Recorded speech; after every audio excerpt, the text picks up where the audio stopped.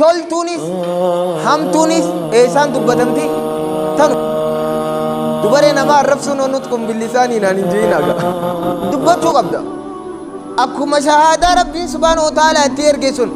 fudhatte sunitti arrabaan illee maal godhuu qabda laa ilaaha illa allah dubbachuu qabda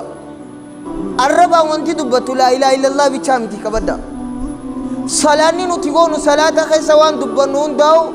nutqun billisaan arrabaa waan dubbatan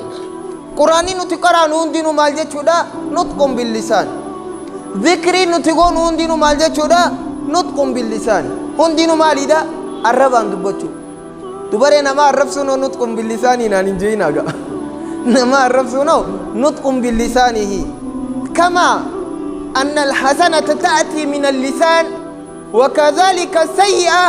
يأتي من اللسان ولكن الثمرة يكون النار